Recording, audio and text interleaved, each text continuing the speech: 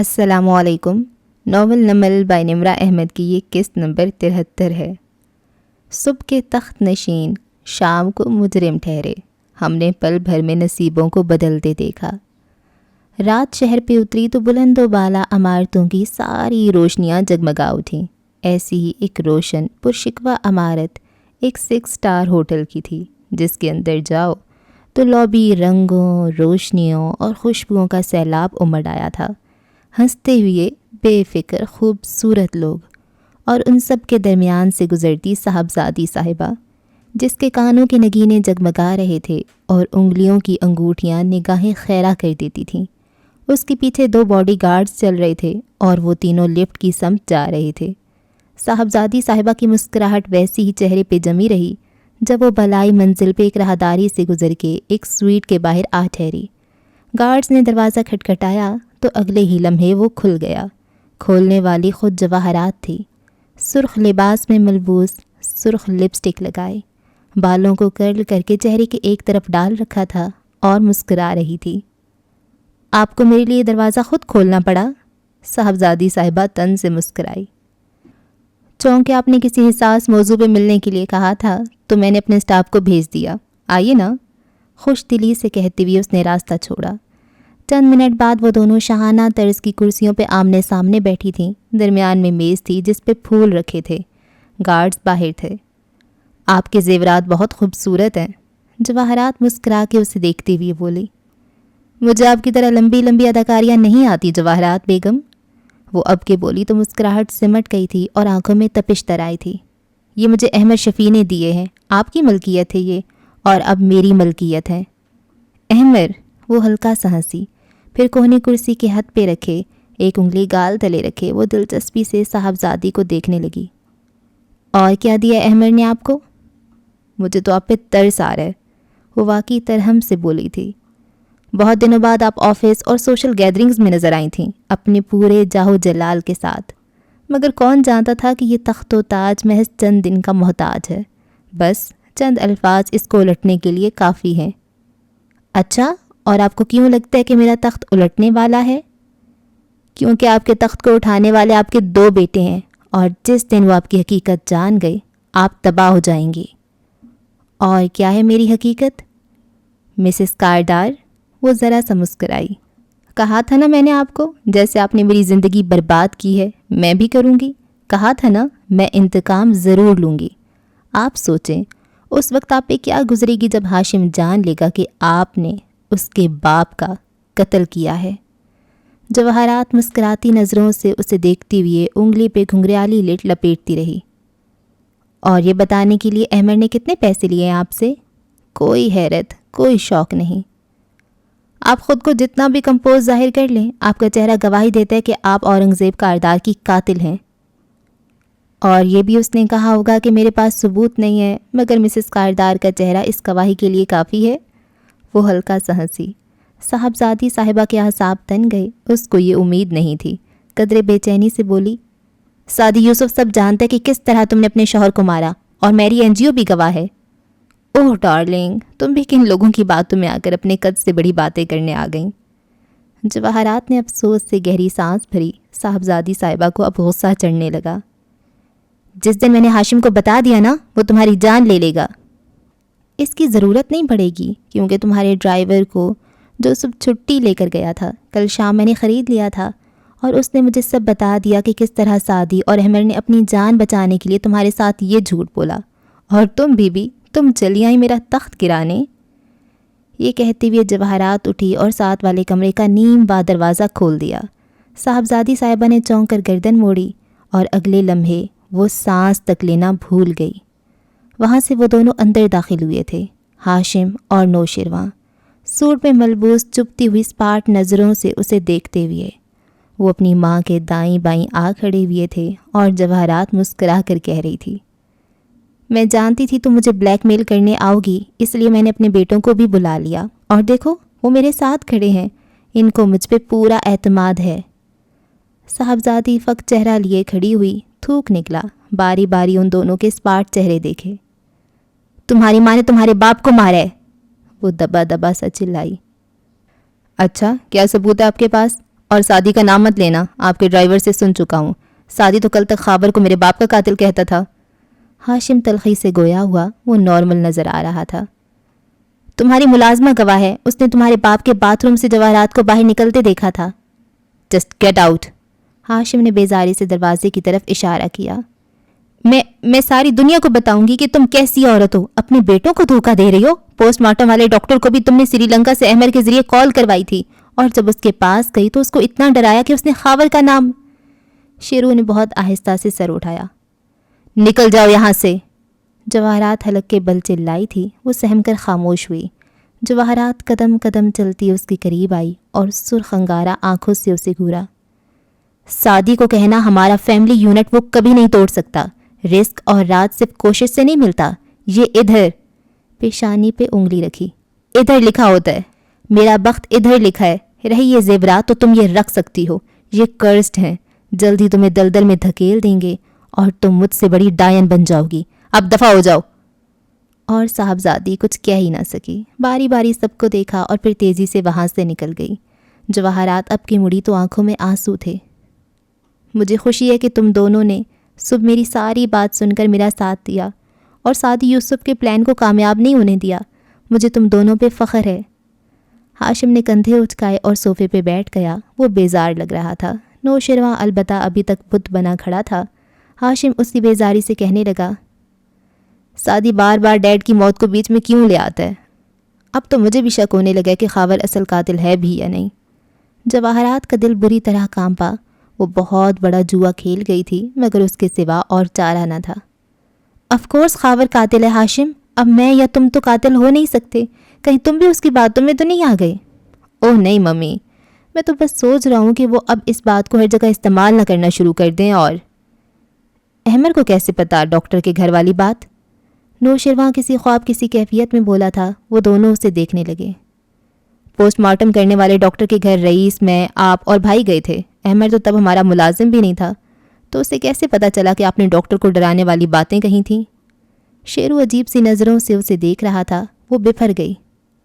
کیونکہ احمد کے ذریعے خاور کا پتہ صاف کیا تھا ہم نے، شاید میں نہیں بتایا ہو، اب کیا تم مجھے ایسے دیکھو گے؟ اور اس نے میری کا نام کیوں لیا؟ آپ میری کو ڈیپورٹ کرنا چاہتی تھیں، آپ میری سے ڈیڈ کی موت کے بعد سے خوش نہیں تھیں۔ نوشرواں ممی پہ شک مت کرو۔ ہاشم اکتا کر کھڑا ہوا، ان کی باتوں کو اپنے ذہن پہ سوار مت کرو، چلو ڈنر کرتے ہیں۔ اس نے اس کا شانہ تھپتھپایا تو شیرو نے سر جھٹکا، جیسے بہت سے خیالات بھی جھٹکے۔ وہ دونوں اپنی اپنی جگہ الجھے نظر آتے تھے اور جواہرات بظاہر پرسکون سی اندر عجیب طوفان میں گھری تھی۔ صاحبزادی کے بتانے سے بہتر تھا وہ خود ان کو بتا دے، یہ حکمت عملی اس کا آخری آپشن تھا، آخری جوا، اور اس کا نتیجہ اتنا حوصلہ افزا نہیں تھا جتنا وہ چاہتی تھی، مگر پھر بھی اس کے بیٹے اس کے ساتھ تھے، اس سے اور کیا چاہیے تھا؟ امید کے صحرا میں جو برسوں سے کھڑا ہے، حالات کی بے رحم ہواؤں سے لڑا ہے۔ موڑ چال پہ وہ حبس زدہ رات مغموم سی پھیلی تھی۔ لاؤنج کی دیوار کو نئے سرے سے صاف پینٹ کر کے حنین فارغ ہو چکی تھی، وہ نقش و نگار چھپ گئے تھے اور اب وہ چند روز میں اس پہ اسٹینسل پینٹ کر سکتی تھی۔ شکر، وہ گلوز اتارتی، برش اور ڈبے اٹھاتی سیڑھیاں چڑھنے لگی تاکہ اپنے کمرے میں جا کر اس سامان کو ٹھکانے لگائے۔ پھر سعدی کے کمرے کی جلتی بتی دیکھ کر ادھر چلی آئی۔ وہ اسٹڈی چیئر پہ ٹیک لگائے بیٹھا تھا اور پرسوچ نظریں چھت پہ ٹکی تھیں۔ پریشان نہ ہو بھائی، ہم پھر سے ڈاکٹر مایا کو ڈھونڈنے کی کوشش کریں گے۔ اس کے نرمی سے پکارنے پہ وہ چونکا، پھر اسے دیکھ کر ذرا سا مسکرایا۔ پتہ ہے حنین، صرف ایک بات مجھے تسلی دیتی ہے کہ ہمارے جج صاحب ایماندار آدمی ہیں، اور مجھے صرف ایک بات خوف دلاتی ہے کہ بڑے فیصلے کرنے کے لیے صرف ایماندار ہونا کافی نہیں ہوتا۔ وہ سوچ کر رہ گئی مگر بولی تو صرف اتنا، چاہے ہم جنگ جیتیں یا ہاریں، حق کے لیے لڑنا ہمیشہ درست ہوتا ہے۔ پھر وہ چلی گئی اور وہ وہیں بیٹھا سوچتا رہا۔ مایوسی، اداسی اور امید کے درمیان وہ کہیں ہوا میں معلق تھا، کسی کچے دھاگے سے لٹکا، کسی پکی زنجیر سے بندھا۔ پھر وہ اٹھا اور وضو کر کے آیا، تولیے سے ہاتھ منہ خشک کیے اور اسٹڈی ٹیبل پہ قرآن لیے واپس آ بیٹھا۔ ایک یہی کلام اللہ تھا جو ہر اندھیرے میں تسلی دیتا تھا کہ خیر ہے، جہاں اتنا چل لیا وہاں کچھ اور چلتے جاؤ، روشنی مل جائے گی، تمہارے حصے کی روشنی تمہیں ضرور ملے گی، بس تھوڑا صبر اور، بس تھوڑا فاصلہ اور۔ میں پناہ چاہتا ہوں اللہ کے دھتکارے ہوئے شیطان سے، اللہ کے نام کے ساتھ جو رحمان اور رحیم ہے۔ اس نے مطلوبہ آیت سے اپنی محبوب صورت کھولی، اور بے شک تیرا رب جانتا ہے جو ان کے دلوں میں پوشیدہ ہے، جو ان کے سینے چھپاتے ہیں اور جو وہ ظاہر کرتے ہیں۔ اور آسمان اور زمین میں ایسی کوئی پوشیدہ بات نہیں جو روشن کتاب میں نہ ہو۔ سورہ النمل 74-75۔ یہ آیت اللہ تعالیٰ آپ نے قرآن میں کتنی دفعہ دہرائی ہے؟ ان گنت، اور اس کے ان گنت رموز ہر دفعہ ظاہر ہوتے ہیں۔ یہ نہیں فرمایا یہاں کہ تم چھپاتے ہو، یہ فرمایا جو ان کے سینے چھپاتے ہیں۔ یہاں جو گلٹی پارٹی ہے وہ انسان نہیں ہے، وہ اس کا سینہ ہے۔ دل بھی سینے کے اندر ہوتا ہے، اور ہم خود کیوں نہیں؟ اگر غور کرو تو آیت کے شروع میں فرمایا آپ کا رب، صرف رب بھی کہا جا سکتا تھا، مگر آپ کا رب کا مطلب میرے نزدیک یہ ہے کہ جس کے دل کی بات ہو رہی ہے وہ تو اللہ کا بندہ ہے۔ میں اور آپ ہم اللہ کے ہیں، اس لیے شاید اللہ تعالیٰ ہمیں رعایت دے دیتے ہیں، صرف نظر کر جاتے ہیں ہماری غلطیوں سے، مگر یہ ہمارے دل ہیں جو بے قابو ہو جاتے ہیں۔ کبھی کمپلسیو لائرز کو دیکھا ہے؟ وہ بات بے بات بغیر سوچے سمجھے جھوٹ بولتے ہیں۔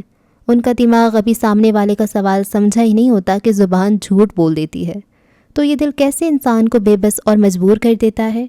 جب ہم اس میں غلط خزانے بھرتے جائیں اور اس کو کسی شے کا عادی کر دیں، ہم غلط کام اس میں چھپاتے ہیں تو یہ عادی ہو جاتا ہے، پھر خود سے ہم سے پوچھے بغیر اپنے اندر غلط چیزیں، غلط خیالات، غلط ارادے، غلط محبتیں محفوظ کرتا جاتا ہے، پھر یہ قابو میں نہیں رہتا۔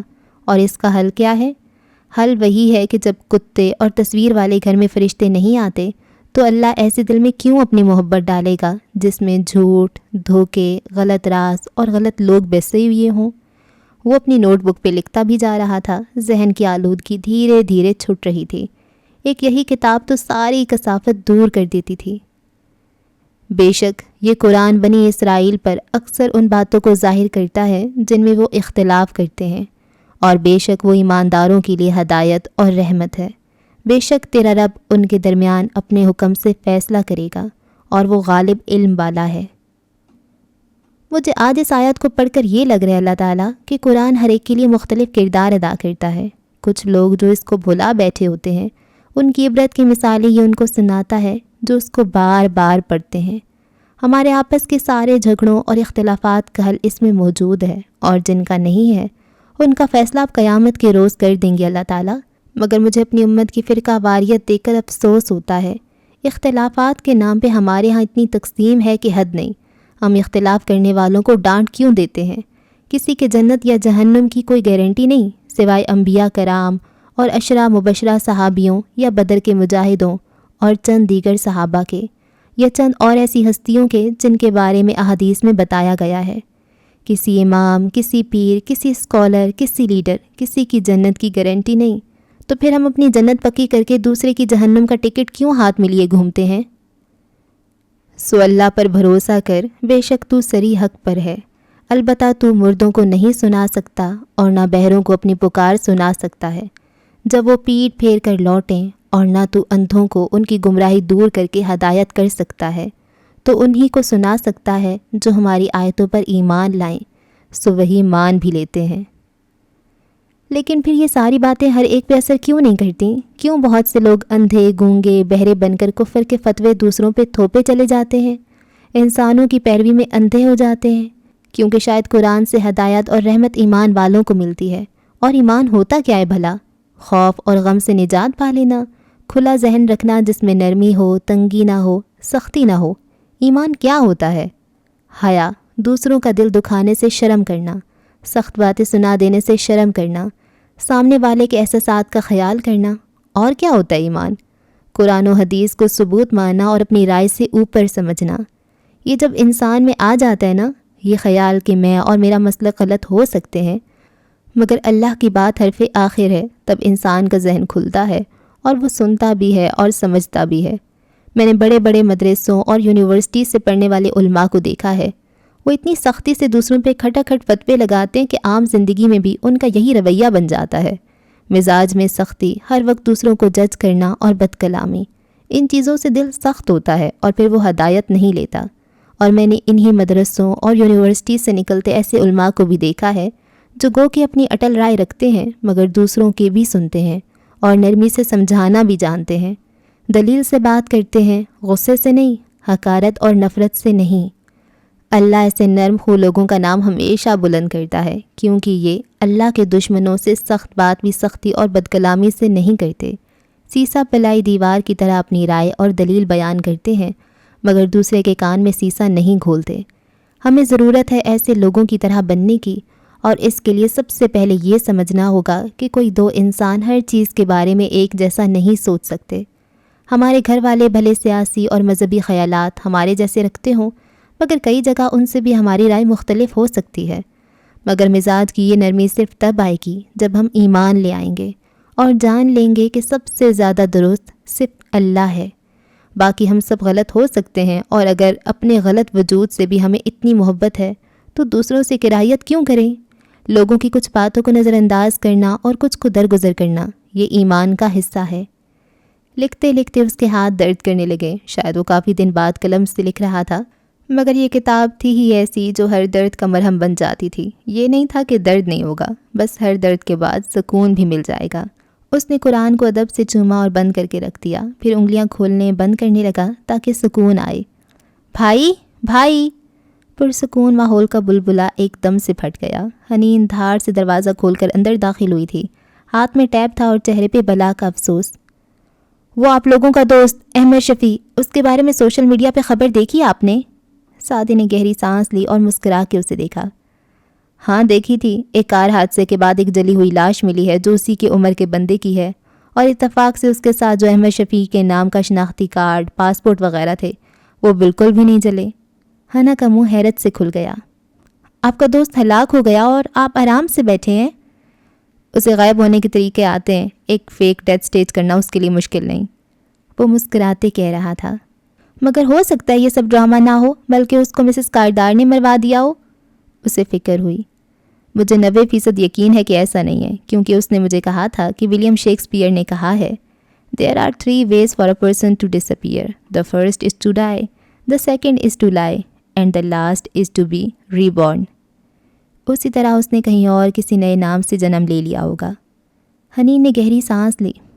رہانا ہمیشہ کی طرح آخر میں بھی فراڈ ہی، یہ ڈائلاگ شیکسپیئر کا نہیں ہے، وکٹوریا گریسن نے ریونج میں بولا تھا۔ شاید آپ ٹھیک کہہ رہے ہیں، یہ بھی اس کا ایک فراڈ ہو سکتا ہے، لیکن اگر نہیں بھی ہے تو جو میرے ایگزامز والی بات ہاشم کو بتائی تھی نا، اسی کا بدلہ ملا ہے اسے۔ حنین، وہ خفگی سے بولا، مگر وہ مزے سے کہتی باہر جا چکی تھی۔ وہ اسے پہلے ہی دن سے برا لگتا تھا۔ پہلی دفعہ جب اس نے حنین کو دیکھا تھا تو اسے اس کی اخبار میں چھپی تصویر یاد آ گئی تھی، اور لگ گیا تھا اس کے بارے میں کھوج لگانے، کہ اس نے FSC میں ٹاپ کرنے کے باوجود انجینئرنگ کیوں نہیں پڑھی۔ وہ اس کا سیاہ راز تھا، اور اسی لیے اس احمد شفیع سے وہ شدید غیر آرام دہ محسوس کرتی تھی۔ مگر اب نہ وہ راز غیر آرام دہ کرتا تھا، نہ وہ فراڈ ان کی زندگیوں میں رہا تھا، اور ویسے بھی اسے کل سے ڈرائنگ روم کی پینٹنگ بھی شروع کرنی تھی، سو آج رات گوگل کے آئیڈیاز کے نام۔ عجب سوال کیا آندھیوں نے پتوں سے، شجر سے ٹوٹ کے گرنا، بتاؤ کیسا لگا؟ بہت دن بعد آج سرے شامی بارش شروع ہو گئی تھی، اوپر سے جیسے پانی کے تھال گرا دیے گئے تھے۔ پہاڑی علاقے کی اس بل کھاتی سڑک کے اوپر چوٹی پہ بنے پتھروں کے گھر کی کھڑکیوں پہ بوندیں تڑا تڑ برس رہی تھیں۔ باہر مئی کے باوجود ٹھنڈ ہو چکی تھی۔ اس سٹنگ روم میں 9 عمر لڑکا آتش دان میں ہیٹر جلانے لگا تھا۔ پھر اس نے پلٹ کر صوفے پہ بیٹھے ہاشم کو وضاحت دی، ابو کو ٹھنڈ نہ لگ جائے اس لیے جلا رہا ہوں۔ ہاشم نے مسکرا کے سر اس بات میں ہلایا اور پھر ویل چیئر پہ بیٹھے خاور کو دیکھا۔ وہ دونوں ایک دوسرے کے متضاد لگ رہے تھے۔ جہاں ہاشم تر و تازہ، تیار، 3 پیس میں ملبوس، چاقو چوبند بیٹھا تھا، وہیں خاور لاغر، کمزور اور ہڈیوں کا ڈھانچہ لگتا تھا۔ اس کے بال سفید ہو چکے تھے اور شیو بھی سفید تنکوں جیسی تھی۔ گردن ایک طرف ڈھلکی تھی اور نگاہیں کسی غیر مرئی نقطے پہ جمی تھیں۔ تم جاؤ بیٹا، میں کچھ وقت تمہارے ابو کے ساتھ اکیلے میں گزارنا چاہتا ہوں۔ لڑکا ہیٹر سیٹ کر کے تابیداری سے سر ہلاتا باہر نکل گیا۔ دروازہ بند ہوا تو کمرے میں سناٹا چھا گیا۔ باہر برستی بارش کی تڑتڑاہٹ بھی معدوم ہونے لگی۔ پچھلے ہفتے جب میں نے 2 دن ایک سرخ رومال کو دیکھتے کمرے میں بند گزارے تو ایک دفعہ ایسا موقع بھی آیا کہ فون کھول کر اپنے کانٹیکٹس کے گروپس دیکھے۔ فرینڈز، فیملی، کولیگز، شناسہ فرینڈز کے خانے میں بہت سے نام تھے۔ وہ مغموم مسکراہٹ کے ساتھ بولتی ہوئی خاور پہ نظریں جمائے ہوئے تھا، مگر کوئی بھی کام کا نہیں تھا۔ میں سوچتا رہا کہ دوست کون ہوتا ہے؟ وہ جس کی وفا غیر مشروط ہو، جو آپ سے بھلی اختلاف رکھتا ہو مگر آپ کو سنتا ہو، آپ کو سمجھتا ہو، اور اس کو جب مدد کے لیے پکارو وہ حاضر ہو، اور جس کے لیے آپ بھی ہمیشہ حاضر ہوں۔ یہ الگ بات ہے کہ جو ہمارے لیے ہمیشہ حاضر ہوتے ہیں وہ ہم سے ہماری ان کے لیے حاضری کی توقع نہیں رکھتے۔ مگر خاور، مجھے احساس ہوا کہ شاید تم میرے سب سے اچھے دوست تھے۔ بوندیں تڑ تڑ شیشوں سے ٹکرا رہی تھیں۔ خاور کی آنکھیں اوپر کہیں جمی تھیں، جسم سے نالیاں لگی تھیں اور وجود میں ذرا سی جنبش بھی نہ ہوتی تھی سوائے پلکیں جھپکنے کے۔ اب تک میں تم سے غصے میں تھا، ناراض تھا، سوچتا تھا کیا اتنی نفرت تھی تمہیں میرے باپ سے کہ ان کو مار ہی ڈالا؟ مگر اب میں ناراض نہیں ہوں۔ مجھے لگتا ہے میں اب سمجھنے لگا ہوں، تمہیں بھی اور خود کو بھی۔ اپنے ہاتھوں سے ایک محبوب انسان کو مارنے کے بعد مجھے لگنے لگا ہے کہ قتل صرف نفرت اور دشمنی میں نہیں کیے جاتے، محبت میں بھی ہو جاتے ہیں۔ مجبوری لے ڈوبتی ہے۔ شاید تمہیں میرے باپ سے کوئی نفرت نہ ہو، شاید تمہاری مجبوری ہو، مگر میں تمہیں بتانا چاہتا ہوں کہ میں اب تمہیں سمجھ سکتا ہوں۔ وہ اداسی سے کہہ رہا تھا، لبوں پہ مسکراہٹ ہنوز قائم تھی۔ خاور اسی طرح ایک طرف دیکھے گیا۔ مجھے آج کہنے دو کہ میں تمہیں مس کرتا ہوں۔ تمہاری جگہ کوئی نہیں لے سکتا۔ تمہارے جانے کے بعد ہر چیز میرے لیے خراب ہونے لگی ہے، سب بگڑ رہا ہے، مگر میں آخری دم تک لڑوں گا۔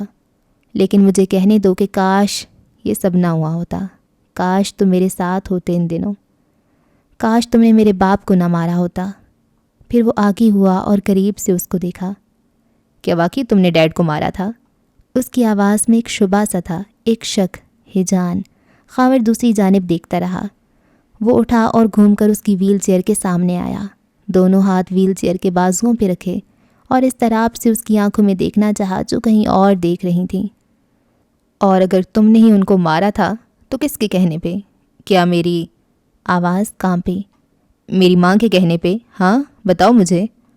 اس کی رنگت سرخ پڑ رہی تھی اور وہ تڑپنے کے سے انداز میں پوچھ رہا تھا، مجھے بتاؤ پلیز، کیا میری ماں نے میرے باپ کو مارا ہے؟ میں وجہ نہیں پوچھتا، صرف ہاں یا نہ پوچھ رہا ہوں، کیونکہ وہ سیدھا کھڑا ہوا اور پیشانی تکان سے مسلی۔ میں 2 دن سے اس کشمکش میں ہوں کہ میری ماں اس وقت صرف کور اپ کر رہی ہے یا وہ واقعی بے قصور ہے، اور میرا دل دونوں باتوں کو نہیں مانتا۔ مگر ایک بات میں جانتا ہوں کہ شاید اب میں ممی کو سمجھ سکتا ہوں، میں تمہیں بھی سمجھ سکتا ہوں۔ اپنے ہاتھ سے پہلی جان لیا میں نے اور بہت کچھ کھو دیا ہے۔ اگر یہ سچ ہوا نا خاور، اگر واقعی ممی نے یہ سب کیا ہے تو میں ان سے راستہ الگ کر لوں گا، ان کو چھوڑ دوں گا۔ ان سے محبت کرنا ترک نہیں کر سکتا، لیکن اور ہاں، ان کو ہر حال میں سمجھتا رہوں گا۔ قتل مجبوری میں ہوتے ہیں، شاید ان کی بھی کوئی مجبوری ہو۔ پھر وہ تلخی سے ہنسا۔ چند ماہ پہلے تک میں ایسا نہیں تھا، اب میں بدلتا جا رہا ہوں، میں بے حس ہوتا جا رہا ہوں۔ لیکن شاید یہ شادی کی کوئی نئی گیم ہے۔ اگر ممی انوالوڈ ہوتی تو ہم دونوں کو صاحبزادی بیگم کے ملازم کا بیان نہ بتاتی، اس بات کو چھپاتی۔ وہ بے قصور ہیں، اسی لیے تو۔ اس نے سر جھٹکا۔ کیا تم مجھے سن رہے ہو؟ اس نے امید سے پکارا، یاس سے پکارا، مگر دوسری طرف وہی خاموشی تھی۔ شاید تم سن نہیں سکتے، تمہاری سماعت متاثر ہوئی ہے، مگر اچھا لگا تم سے بات کر کے۔ وہ کوٹ کا بٹن بند کرتی ہوئے ایک آخری نظر اس پہ ڈالتا، مڑا اور دروازے سے باہر نکل گیا۔ خاور نے آنکھوں کا رخ پھیر کر دروازے کو دیکھا، ان آنکھوں میں کوئی تاثر نہ تھا۔ نہ وہ رنگ فصل بہار کا، نہ روش وہ ابر بہار کی، جس ادا سے یار تھے آشنا، وہ مزاج باد صبا گیا۔ کالونی کے بنگلوں کی بتیاں رات میں جلتی ہوئی بہت بھلی معلوم ہوتی تھیں۔ حبس اور گرمی کے بعد بارش نے سارے میں رونق بخش دی تھی۔ کچھ لوگوں کے گھروں میں بنتے ہوں گے پکوڑے اور چپس، مگر مور چال میں حنین پینٹ کی بو ہی پھیلائے بیٹھی تھی۔ سارا گھر اس سے بیزار تھا، مگر چونکہ وہ اپنا ہیرو خود تھی تو اس کا دماغ عرصے سے آسمان سے اترنا بھول گیا تھا۔ فارس اس ساری چیخ چیخ جو ندرت حنا اور حسینہ کے درمیان جاری تھی سے تنگ آ کر اوپر ٹیرس پہ آ بیٹھا تھا۔ موسم خوشگوار تھا اور ٹھنڈی ہوا بہت بھلی معلوم ہو رہی تھی۔ وہ پیر لمبے کر کے میز پہ رکھے، آنکھیں بند کیے، ٹیک لگا کر بیٹھا، خود کو پرسکون کرنے کی کوشش کرتا رہا۔ نوک نوک آواز پہ چونک کر آنکھیں کھولیں۔ زمر اس کے سر پہ کھڑی تھی، سبز رنگ کے لباس میں، گھنگریالے بال آدھے باندھے۔ وہ کھلی کھلی سی لگ رہی تھی، ساتھ میں بھاپ اڑاتی چائے کا مگ بھی بڑھا رکھا تھا۔ وہ ہلکا سا مسکرایا، تھینک یو، اور مگ لے لیا۔ وہ اس کے ساتھ کرسی پہ آ بیٹھی، یوں کہ اس کی طرف گھومی ہوئی تھی۔ کیا سوچ رہے ہو؟ کچھ نہیں، فارس نے سر جھٹکا اور مگ ہونٹوں سے لگایا۔ اور میں چاہتی ہوں کہ تم کچھ سوچو بھی نہیں۔ وہ چونکا۔ کیوں؟ زمر کی اس پہ جمی بھوری آنکھوں میں فکر مندی دکھائی دی۔ تم خود کو مت پریشان کرو، مت تھکاؤ، گلٹی فیل مت کرو۔ آبدار کے ساتھ جو ہوا اس میں تمہارا قصور نہیں ہے، وہ نرمی سے سمجھا رہی تھی۔ فارس ہلکا سا مسکرایا۔ پھر کس کا قصور ہے؟ ہاشم کا، اس کے باپ کا، وہ لوگ ذمہ دار ہیں، تم نہیں۔ مگر میں نے اس کو استعمال کیا تھا زمر، یہ سوچے بغیر کہ وہ مشکل میں پڑ سکتی ہے۔ تم نے سری لنکا تک اس کو استعمال کیا تھا، وہاں تو وہ مشکل میں نہیں پڑی نا۔ جس مشکل میں تمہارا ہاتھ نہیں، تمہاری نیت نہیں، اس کے لیے دل بھاری مت کرو۔ اچھا، کوشش کروں گا۔ وہ زخمی سا مسکرا کے گھونٹ بھرنے لگا۔ اور یہ سب مت سوچو جو سوچ رہے ہو، اور میں جانتی ہوں کہ کیا سوچ رہے ہو۔ تم ضبط کیے بیٹھے ہو اور چاہتے ہو کہ ایک ہی وقت میں جا کر ان سب کو مار ڈالو۔ آبدار اور میرے ساتھ جو ہوا اس رات، اس کے ذمہ داروں کو سزا دینے کا مت سوچو فارس۔ وہ اس کے کندھے پہ ہاتھ رکھے اسے سمجھا رہی تھی۔ وہ چپ چاپ چائے پیتے سنے گیا۔ میں جانتی ہوں تم فرسٹریٹڈ ہو، بہت چپ رہنے لگے ہو، تمہیں یہ ساری بھڑاسن لوگوں پہ نکالنی ہے، مگر میں چاہتی ہوں تم درگزر کر جاؤ، معاف کر دو، نہیں تو صبر کر لو۔ ہمارا کیس عدالت میں ہے، ہمیں وہ جیتنے دو، اور پھر میں تو ٹھیک ہوں بالکل۔ تم ٹھیک ہو نا؟ اس نے نرمی سے پوچھا۔ اس نے مسکرا کے اس بات میں سر ہلایا۔ اس وقت نہیں تھی، شوق میں تھی، شل تھی، مگر اب ٹھیک ہوں۔ وعدہ کرو تم کچھ نہیں کرو گے ان کے خلاف۔ اوکے، میں کچھ نہیں کروں گا۔ اس نے آخری گھونٹ پیا اور کپ اسے تھما دیا۔ زمر نے مشکوک نظروں سے اسے دیکھا۔ اتنی شریفانہ شکل بنا کر جب حکم مانتے ہو تو مجھے پتہ نہیں کیوں یقین نہیں آتا۔ تمہاری سوچ ہی خراب ہے، اور تمہاری نیت۔ وہ کہہ رہا۔ اچھا بھلا میں تیسری شادی کرنے کے قابل ہو رہا تھا، اب پچھتا رہا ہوں کہ کیوں بچانے گیا تمہیں۔ تمہیں سچ میں تیسری شادی کا اتنا شوق ہے یا صرف میرے سامنے بنتے ہو؟ تم کہتی ہو تو تجربہ کر کے دکھا دوں تمہیں۔ ہاں۔ وہ ناک سے کوڑ کر سیدھی ہوئی اور ٹیک لگا کر چائے کے گھونٹ بھرنے لگی۔ نیچے سے حنین اور ندرت کی بحث کی آوازیں سنائی دے رہی تھیں۔ میں سوچ رہا ہوں ہم نیا گھر لے لیں۔ چیونٹی کا گھر چھوڑ دو گے تم؟ زمر کو یقین نہیں آیا۔ بی بی یہ چیونٹی کا گھر نہیں ہے، یہ پورا چڑیا گھر ہے۔ تڑپ کر جیسے وہ بولا تھا، وہ ایک دم ہنسنے لگی۔ میں سنجیدہ ہوں، چلو اب ہم اپنا گھر لیتے ہیں جہاں ہم سکون سے رہ سکیں۔ ہر وقت یہ سرحدی جھڑپیں ہوتی رہیں جہاں، اور ہر دوسرے دن کدو گوشت نہ بنا کرے۔ تم اتنا تنگ ہو میرے گھر والوں سے؟ وہ خفا ہوئی۔ میں اس سے بھی زیادہ تنگ ہوں۔ وہ سخت اکتایا ہوا لگ رہا تھا۔ مجھے تو یہاں کوئی اپنا سمجھتا ہی نہیں ہے۔ میں تو سمجھتی ہوں نا۔ اچھا واقعی میں تمہیں سمجھنے بھی لگی ہوں۔ سنو پھر سے بتانا، تمہیں واقعی نہیں معلوم تھا کہ قانون شہادت میں ایسا آرٹیکل بھی ہے جس کے تحت میاں بیوی کو ایک دوسرے کے خلاف گواہی دینے پہ مجبور نہیں کیا جا سکتا؟ بیڑا غرق ہو قانون شہادت کا، یہ ہماری ہر بات میں کیوں آ جاتا ہے؟ اور وہ ہنستی چلی گئی۔ میں اس کا جواب تمہیں نہیں دوں گی، مگر میں صحیح تھی، تمہیں واقعی اس آرٹیکل کا نہیں علم تھا۔ کاش تم نے کلاس میں مجھے دیکھنے کے سوا بھی کچھ کیا ہوتا۔ کیوں نہیں کیا تھا؟ 2 لڑکیاں بہت پسند تھیں مجھے، ایک کا نام رباب تھا، اس کے گھر کا پتہ تک یاد ہے مجھے، اور دوسری۔ اور جواب میں وہ خفگی سے کچھ کہنے لگی تھی، مگر وہ اثر لیے بغیر ٹیک لگا کر بیٹھا، پاؤں میز پہ رکھے، بولے جا رہا تھا۔ اس پانی کی ساری تلخی اور تکلیف بالآخر دھل گئی تھی، اور وہ پہلے جیسا ہو کر پہلی جیسی باتیں کرنے لگا تھا۔ وہ ٹھیک ہو گیا تھا زمر کے خیال میں۔ ڈیئر علیشہ کاردار، تمہارا خط 2.5 سال پہلے مجھے ملا تھا، مگر جواب لکھنے آج بیٹھی ہوں۔ عدالت اور موسم دونوں پہ گرما گرمی کا عالم چھایا ہوا تھا، وقت پر لگا کر اڑ رہا تھا، ریت کی طرح انگلیوں سے پھسل رہا تھا، آبشار کے پانی کی طرح پتھروں سے سر پٹخ رہا تھا۔ دراصل علیشہ، ان 2.5 سالوں میں بہت کچھ بدلا ہے، اور میں نے جان لیا ہے کہ تم غلط تھیں۔ کمرے عدالت میں کٹہرے میں جواہرات کھڑی تھی، اور زمر اس سے پوچھ رہی تھی، کیا یہ درست نہیں ہے کہ 21 مئی کو نوشیروان پاکستان میں ہی تھا، مگر اس کو دیکھنے والے تمام ملازم آپ نے چند دنوں میں فارغ کر دیے تھے؟ ملازم دوسری وجوہات پہ فارغ کیے تھے، سب کے ٹرمینیشن لیٹرز کی کاپیز میں آج ہی جمع کروائی دیتی ہوں۔ وہ مسکرا کے بولی تھی، نوشیروان دبئی میں تھا، اور آپ کی اس شادی کے بعد ہی چلا گیا تھا جس کو کروانے کے لیے آپ نے میری منت کی تھی زمر صاحبہ۔ شادی کے بارے میں آپ سے زیادہ کون جان سکتا ہے مسز کاردار؟ آپ پہ تو ویسے بھی آج کل اپنے ہی شوہر کو قتل کروانے کا الزام لگایا جا رہا ہے۔ وہ بھی تپانے والی مسکراہٹ سے بولی۔ ہاشم کا پارا آسمان کو چھونے لگا۔ دھاڑ سے وہ آبجیکشن بولتا اٹھا۔ وڈران، واپس لیا۔ زمر نے سادگی سے ہاتھ کھڑے کر دیے۔ جواہرات نے تلخ مسکراہٹ سے سر جھٹکا تھا۔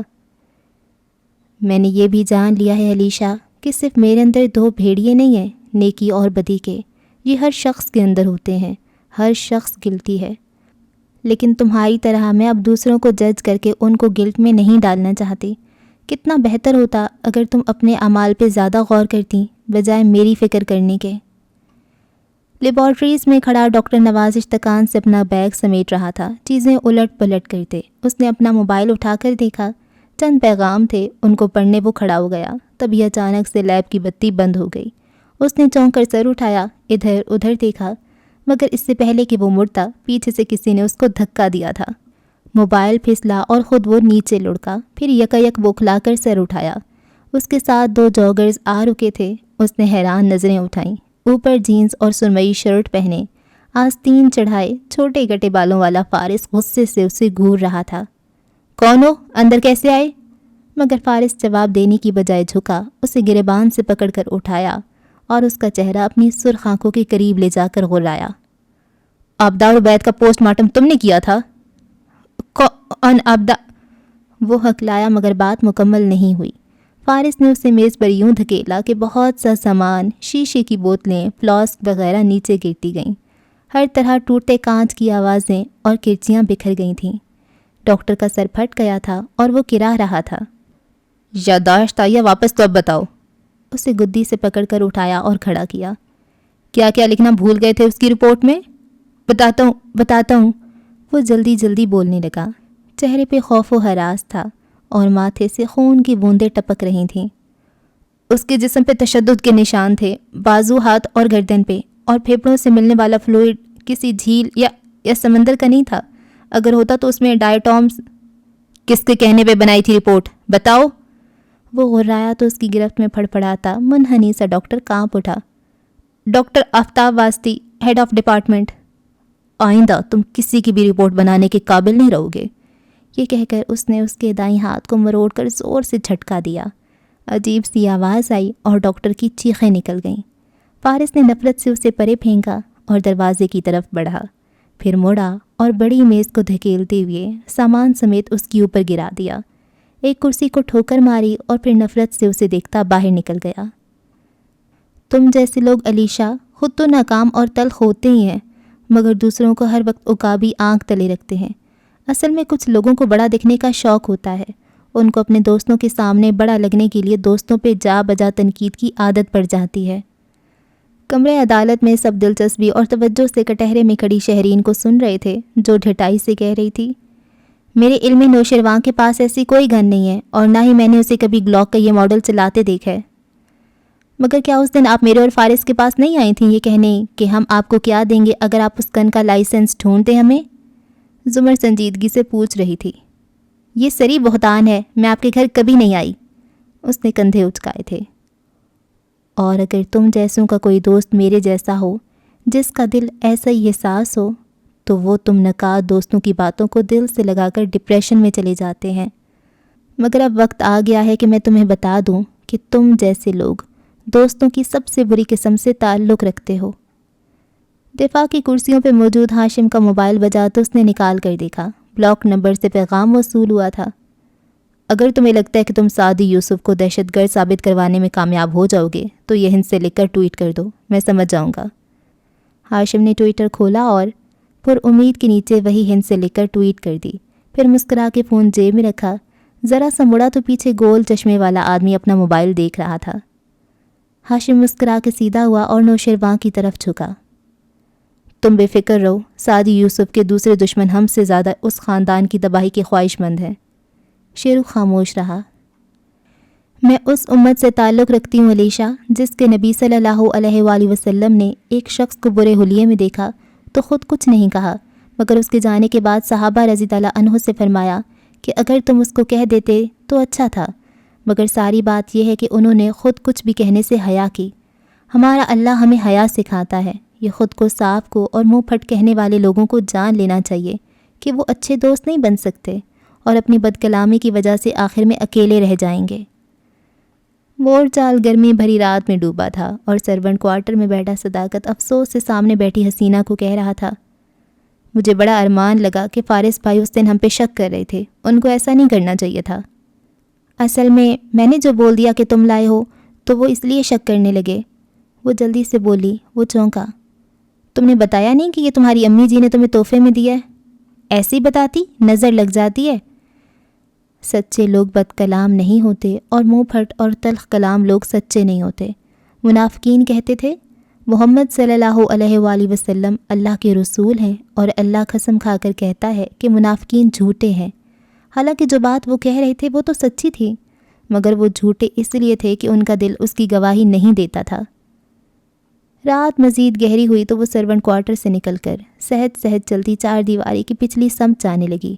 یہاں کونے میں ایک بڑا سا درخت تھا، وہ کسی بلی کی طرح اس پہ چڑھی اور پھر چڑھتی گئی، دیوار تک پہنچی، پھر وہاں سے دوسری طرف پھلانگ گئی۔ سامنے اندھیرے میں وہ شخص کھڑا تھا اور اس نے سرخ سا مفلر چہرے پہ لپیٹ رکھا تھا۔ اب اور کیا کرنا ہے مجھے؟ میں مشکل سے آئی ہوں، اگر میرے مالکوں کو معلوم ہو گیا نا تو میری جان لے لیں گے۔ بس ایک آخری کام، وہ آہستہ سے بولا تھا اور پھر دھیمی آواز میں اس کو کچھ سمجھانے لگا تھا۔ سچے لوگ وہ ہوتے ہیں جو وہ کہیں جس کی گواہی ان کا دل دے، اور آپ کا دل جب آپ کو بتا رہا ہوتا ہے کہ یہ بات کہنے سے آپ کے دوست کا دل دکھ جائے گا اور آپ پھر بھی اسے کہہ ڈالیں تو آپ نے سچ نہیں کہا، آپ نے بد کلامی کی۔ کمپیوٹر اسکرین روشن تھی اور سعدی اور حنین اس کے سامنے پورے انہماک سے بیٹھے تھے۔ ہنا ساتھ ساتھ ٹائپ بھی کیے جا رہی تھی۔ مزے کی بات یہ ہے کہ پی ایم ڈی سی نے سارے پاکستان کے ڈاکٹرز کا ڈیٹا اپنی ویب سائٹ پہ ڈال رکھا ہے، معمولی سی ہیکنگ، اور یہ دیکھیں، ہنا مزے سے کہہ رہی تھی، میرا فیشل ریکگنیشن سافٹ ویئر اپنا کام چند منٹ میں کر لے گا، اور اگر ڈاکٹر مایا کی شکل کی کوئی لڑکی یہاں ہوئی تو وہ نکل آئے گی۔ Very good job head girl, اس نے ہنا کا شانہ تھپکا تھا۔ وہ مسکرا کر اور سادی فکر مندی سے اسکرین کو دیکھے گیا۔ اور علیشا، انسان کو ایسا دوست نہیں بننا چاہیے جو اپنے دوست کو صرف اس لیے خط لکھے کہ جب وہ خود جیل میں اپنے اعمال کی وجہ سے پہنچا ہے تو دوسروں کو بھی کہنے لگے کہ حنین تم بھی کچھ برا ضرور کرو گی۔ یہ دوسروں کے بارے میں فتوے پتہ نہیں تم جیسے دوست کیوں دے لیتے ہیں جن کو اپنے کل کا نہیں پتہ ہوتا۔ سرخ نشان ابھرا تو حنین اور سعدی دونوں کے منہ کھل گئے، پھر ایک دوسرے کو دیکھا۔ مایوسی سی سارے میں پھیل گئی تھی۔ یعنی مایا پاکستان میں رجسٹرڈ ہی نہیں ہے، اسے کسی اور ملک سے بلوایا گیا تھا۔ وہ گہری سانس لے کر بولی، یعنی اب ہمارے پاس اور کوئی گواہ نہیں ہے، اب بند کر دو ان کی ویب سائٹ۔ ارے واہ، ایسی بند کر دوں؟ تھوڑی سی ایڈیٹنگ تو کرنے دیں۔ اس کی آنکھیں چمکیں اور اس نے کی بورڈ سنبھال لیا۔ سعدی حیرت سے دیکھنے لگا۔ وہ Pakistan medical and dental council کا اباؤٹ سیکشن ایڈٹ کر رہی تھی۔ ہم سے ملیے، ہم ہیں Pakistan mental and depressed community. ہم نے صرف پرائیویٹ میڈیکل کالجز کو چھٹی دے کر بچوں کا بیڑا غرق نہیں کیا، بلکہ ہم نے انٹری ٹیسٹ کے نام پہ دنیا کا سب سے منافع بخش کاروبار بھی شروع کر رکھا ہے۔ آئیے ہم آپ کو بتاتے ہیں کہ انٹری ٹیسٹ کیا ہوتا ہے۔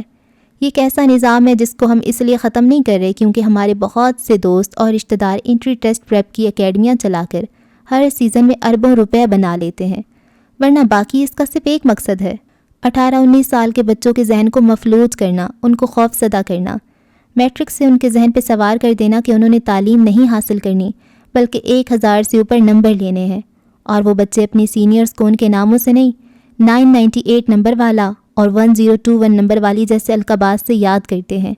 اور چونکہ ہمارے پاس سیٹیں تھوڑی ہوتی ہیں اور ہم ہزاروں بچوں کو کامیاب نہیں کر پاتے، تو ہمیں فخر ہے کہ جس کا میڈیکل میں ایڈمیشن نہ ہو اس کو معاشرہ نالائق سمجھتا ہے۔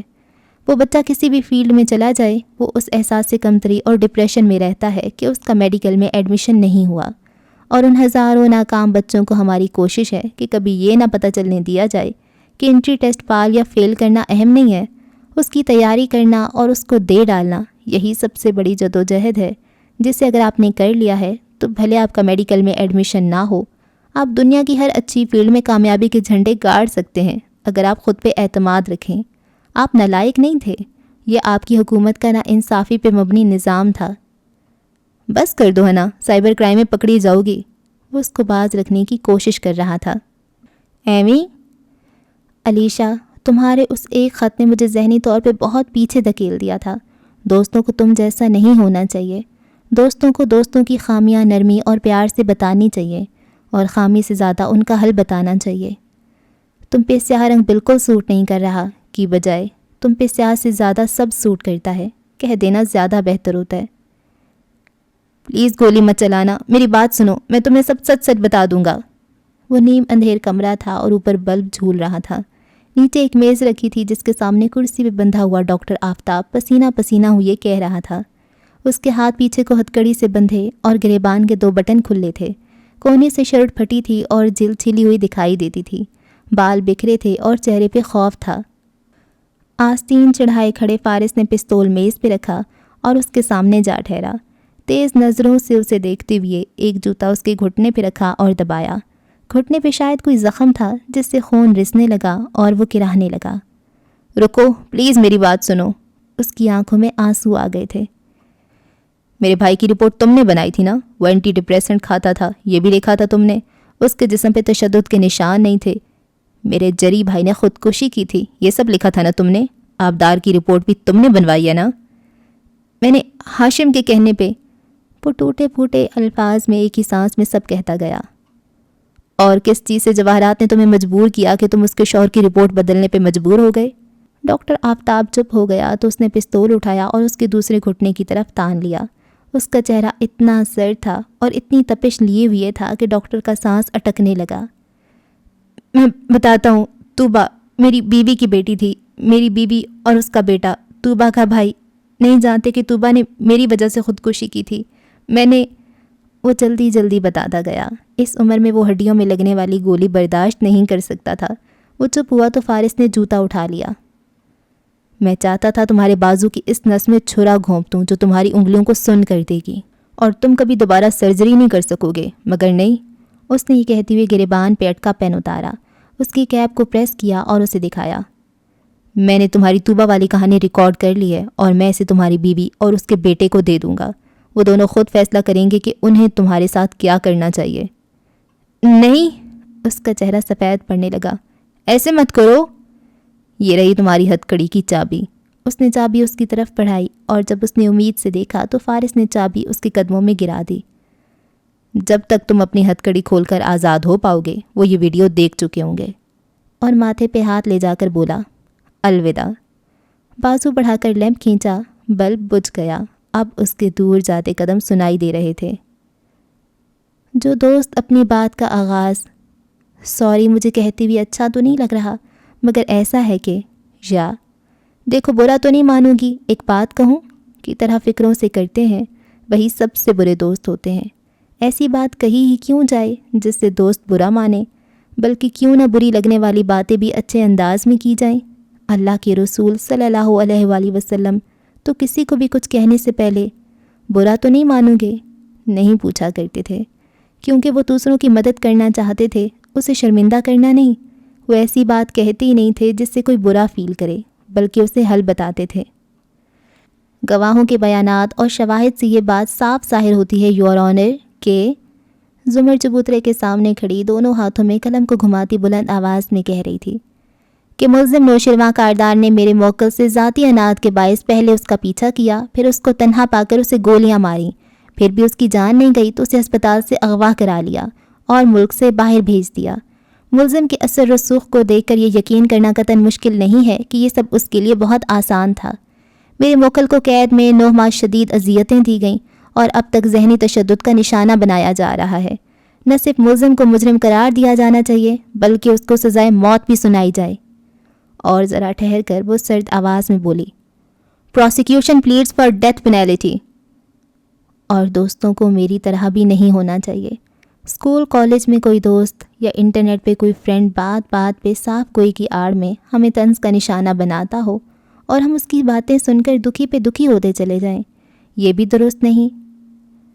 اسکول کے آڈیٹوریم میں عجیب ہنگامہ سا مچا تھا۔ جہاں چند منٹ پہلے بچے اسٹیج پہ پرفارم کر رہے تھے وہاں اب وہ سہم کر ایک طرف کھڑے تھے اور انہی میں چپ چاپ سر جھکائے کھڑی سونی بھی تھی۔ پروجیکٹر اسکرین پہ ایک ویڈیو چل رہی تھی جس میں شہرین کارڈز کھیلتی اور پیسے ہارتی نظر آ رہی تھی۔ ڈی جے پاگلوں کی طرح کیز دبا رہا تھا، کسی طرح اس ویڈیو کو روکنے کی کوشش کر رہا تھا مگر وہ سٹاپ نہیں ہو رہی تھی۔ انتظامیہ ندامت سے ادھر ادھر بھاگ رہے تھے اور حاضرین میں کھڑی شہرین کا چہرہ مارے خفت کے سرخ پڑ رہا تھا۔ والدین مڑ مڑ کر اسے دیکھ رہے تھے، چہمگوئیاں کر رہے تھے اور ساتھ کھڑی جواہرات تلخی سے بڑبڑا رہی تھی۔ آج کے بعد تم سونی کے 2 فٹ بھی قریب نہیں آؤ گی، ایک لفظ مت بولنا۔ تم قابل حقارت عورت ہو، اس قابل نہیں ہو کہ اس بچی کی پرورش کر سکو۔ ابھی اسی وقت یہاں سے نکل جاؤ، سونی کو گھر میں لے جاؤں گی۔ اور شہری نے کانپتے ہاتھوں سے اپنا پرس اٹھایا تھا۔ میں نے جان لیا ہے علیشا کہ انسان کو رشتہ دار چننے کا اختیار بھلے نہ ہو، مگر دوست چننے کا ضرور ہوتا ہے، اور ایسے دوستوں سے انسان کو خود ہی دور ہو جانا چاہیے جو بات بے بات آپ کو اپنی تلخی کا نشانہ بناتے ہوں۔ میں اس کی گارجین اینجل ہوں، پتہ ہے آپ کو مدام شہرین؟ شہری خفت سے چہرہ جھکائے پرس ماتھے پہ رکھے تیز تیز باہر چلتی جا رہی تھی جب آڈیٹوریم کے باہر سے کسی نے اسے پکارا۔ وہ ٹھٹک کر مڑی، حنین کو دیکھا تو بے اختیار پرس والا ہاتھ نیچے گر گیا، آنکھوں میں چنبا اور پھر بے یقینی درائی۔ تم نے کیا یہ؟ میں ہمیشہ سوچتی تھی کہ ہر بری گھڑی میں فارس غازی کے ساتھ کیوں ہوتی ہوں۔ وہ سینے پہ بازو لپیٹے اپنا ٹیبلٹ ایک ہاتھ میں پکڑے سادگی سے کہہ رہی تھی۔ جب وارث ماموں کو مارا گیا تب میں ان کے ساتھ تھی، جب زرتاشا کو گولی لگی تو وہ میرے ساتھ ہوٹل میں تھے، جس قمرالدین کے قتل کا الزام ان پہ، اس کے قتل کے وقت اس صبح بھی وہ میرے ساتھ تھے۔ پھر اس رات جب تم نے اور تمہارے سائیکو شوہر نے زمر کو مارنا چاہا تب بھی میں فارس غازی کے ساتھ تھی۔ پتہ ہے کیوں؟ وہ 2 قدم قریب آئی اور اس کی آنکھوں میں دیکھا۔ کیونکہ میں فارس غازی کی گارجین اینجل ہوں اور میرا کام ہے ان کے راستے کی چھوٹی موٹی جڑی بوٹیوں کو صاف کرنا۔ اور وہ آگے بڑھ گئی۔ شہری مارے غصے کے پیر پٹخ کر رہ گئی، مگر اس کے پیچھے نہیں جا سکتی تھی کیونکہ وہیں سے سارے والدین نکل کر آ رہے تھے۔ اور علیشا، میں نے یہ بھی جان لیا ہے کہ ہم اپنے دوستوں کو تبدیل نہیں کر سکتے، صرف ان کو بدل سکتے ہیں۔ ہم ان کا رویہ اور ان کی عادات نہیں تبدیل کروا سکتے ان سے، اس لیے دوست بدل لینا زیادہ بہتر ہے، ہر وقت کی دل آزاری سے۔ یور آنر، مسز عمر کے افسانوں کے برعکس۔ ہاشم اب چبوترے کے سامنے دائیں سے بائیں چلتا، ہاتھ ہلا ہلا کر متانت سے کہہ رہا تھا۔ اس کیس میں فی الحال تک صرف یہی بات ثابت ہو پائی ہے کہ سعدی یوسف کو کسی نے اغوا نہیں کیا تھا، وہ واقعی زخمی ہوا تھا اور یہ اس کے ساتھ زیادتی تھی۔ ہم بھی چاہتے ہیں کہ اس کے مجرم نیاز بیگ کو، جو جرم قبول کر چکا ہے، واقعی سزا ملنی چاہیے، مگر انتہائی افسوس سے کہنا پڑ رہا ہے کہ اس گولڈ ڈگر لڑکے نے اپنی زخمی حالت کا ناجائز فائدہ اٹھایا اور شوال میں مقیم اپنے دہشت گرد سہولت کاروں سے کہلوا کر خود کو خود غائب کروایا۔ ہر گواہ چیخ چیخ کر بتا چکا ہے کہ سعدی یوسف کی سرگرمیاں مشکوک تھیں اور وہ شر پسند عناصر کے ساتھ میل جول رکھتا تھا۔ اب چونکہ وہ واپس آ چکا ہے تو اپنے اتنے مہینوں کی گمشدگی کو کور اپ کرنے کے لیے اس نے ایک امیر خاندان کو نشانہ بنایا تاکہ کیس کے دوران وہ خاندان سیٹلمنٹ کے نام پہ اس کو بھاری رقم ادا کر دے، اور تیسری فریقین کے ذریعے بارہا اس نے کیس سیٹل کرنے اور پیسے لینے کا عندیہ بھی ظاہر کیا، مگر ہم نے ٹھان لی تھی کہ پیسے نہیں دیں گے بلکہ انصاف لیں گے۔ اور اس کی آواز عدالت میں گونج رہی تھی اور سب خاموشی سے سن رہے تھے۔ میں یہ نہیں کہتی کہ دوستوں کو ان کی خامیوں سے آگاہ ہی نہ کیا جائے بلکہ ان کی ہر وقت جھوٹی تعریفیں کی جائیں۔ میں صرف یہ کہتی ہوں علیشا کہ اللہ کے رسول صلی اللہ علیہ وآلہ وسلم سے زیادہ سچا کوئی نہیں تھا، مگر جب وہ سچ بول کر بھی اپنے ساتھیوں کا دل نہیں دکھاتے تھے تو ہمارے سچ ہمارے دوستوں کو آزردہ کیوں کر دیتے ہیں؟ ہم سچ بولنے سے پہلے برا نہ ماننا کہہ کر کیوں اقرار کرتے ہیں کہ بات برا ماننے والی ہی ہے؟ قصر کاردار کی عقبی بالکنی میں ہاشم کرسی ڈالے بیٹھا تھا۔ سامنے 2 پہاڑوں پہ سورج غروب ہوتا دکھائی دے رہا تھا۔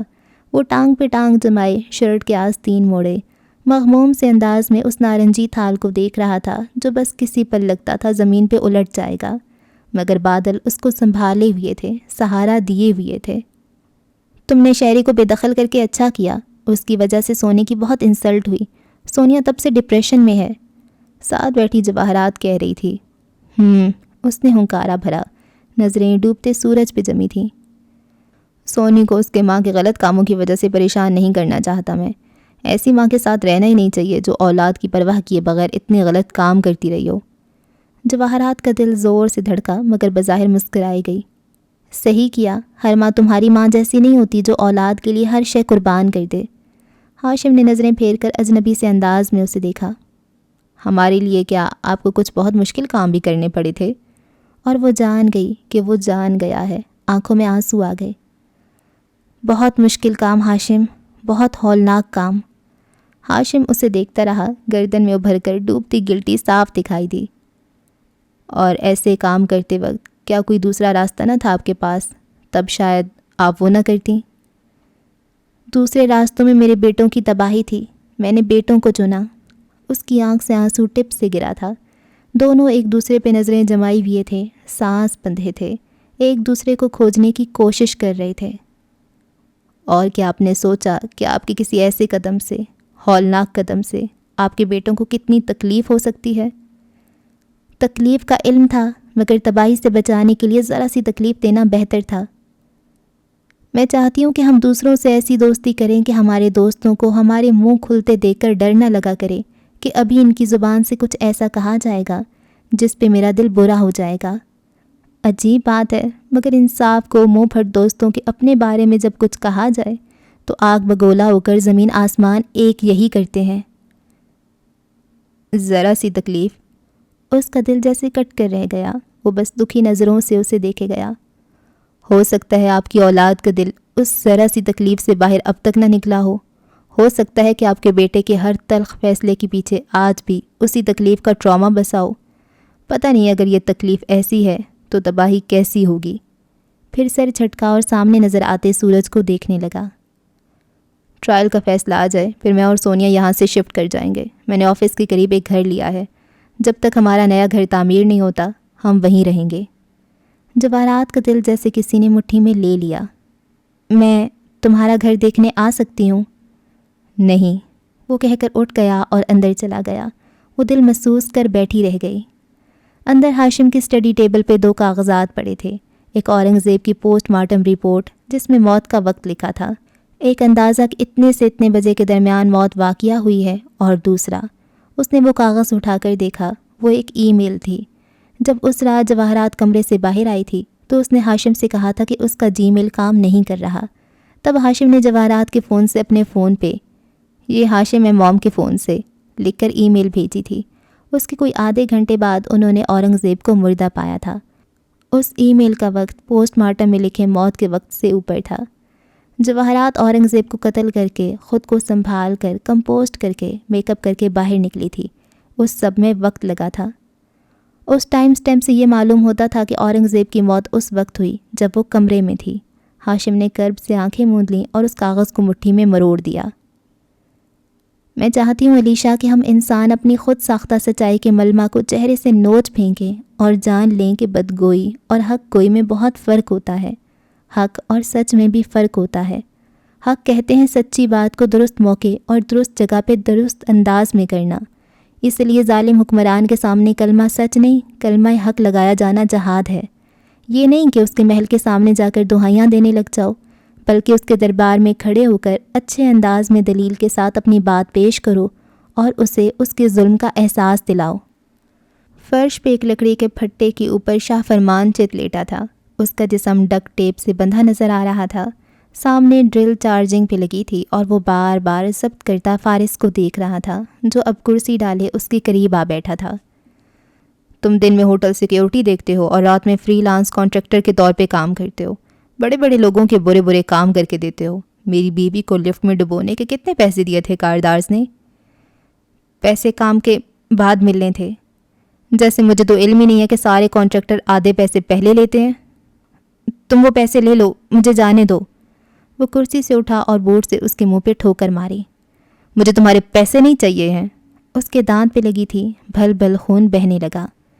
میرا دل چاہتا ہے اس رات کی اذیت کے بدلے میں تمہارے جسم میں اس ڈرل سے اتنے سوراخ کروں کہ…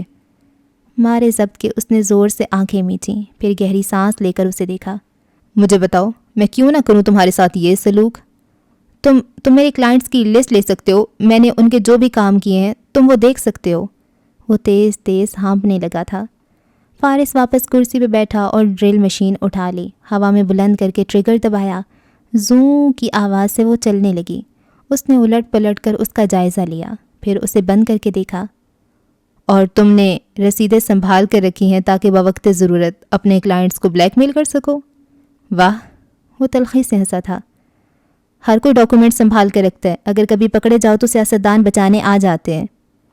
مجھے تمہاری سیاستدانوں میں دلچسپی نہیں ہے، ہاشم کاردار کے بارے میں بتاؤ۔ اس نے ڈرل مشین سامنے رکھ دی۔ شاہ فرمان کی نظریں ڈرل پہ جمی تھیں۔ اس کی ماں کا ایک کام کیا تھا میں نے۔ وہ تیزی سے بول اٹھا۔ فارس رک گیا، پھر سیدھا ہوا، آنکھیں سکیڑ کر اسے دیکھا۔ اچھا، کیسا کام؟ کسی کا قتل، اغوا؟ نہیں، چھوٹا سا کام تھا، ڈاکومنٹس فارجری۔ اس کی آواز دھیمی ہوئی۔ اس لیے جاتے جاتے میں تمہیں ایک نصیحت کروں گی کہ تلخ لوگوں کو دوسروں پہ نصیحت کرنے کا کوئی حق نہیں ہوتا۔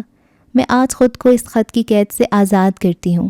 ہر شخص میں ہوتے ہیں دو بھیڑیے، اور بدی کا بھیڑیا کبھی غالب آ بھی جائے، اور بھلے انسان کا ماضی کتنا ہی داغدار کیوں نہ ہو جائے، مگر دوست وہ ہوتا ہے جو اپنے دوست کو یہ بتائے کہ تمہارا مستقبل اب بھی کورا ہے، بلینک۔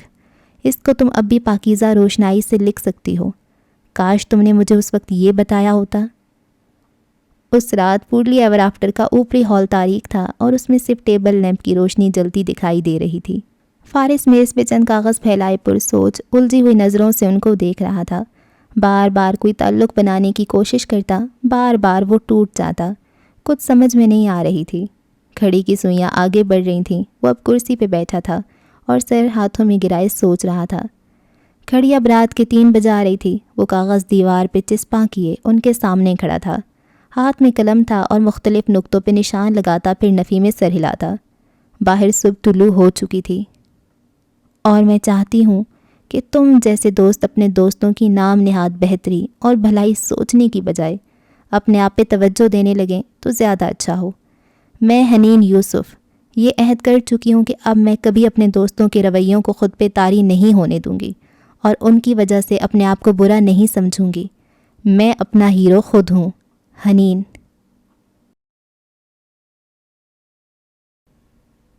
انہی کی شے سے انہیں مات کرتا رہتا ہوں، ستم گروں کی مدارت کرتا رہتا ہوں۔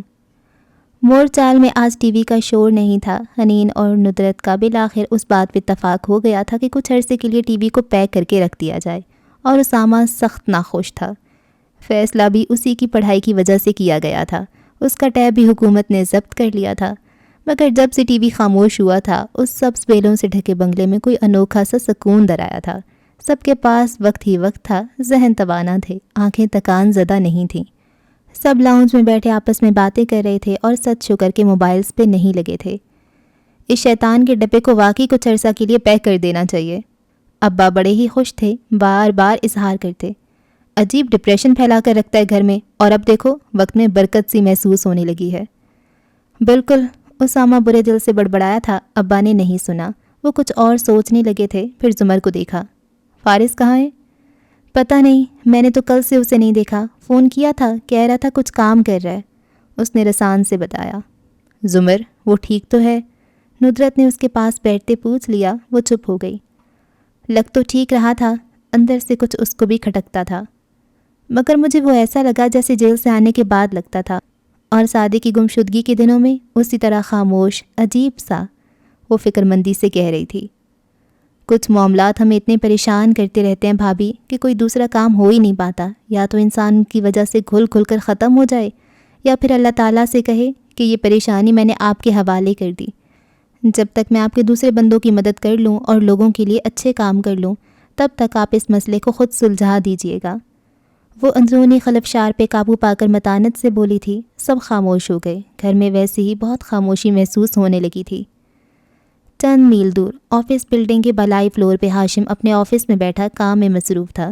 جب انٹرکام بجا اس نے کان سے لگایا، چہرے پہ چونکنے کے آثار نظر آئے۔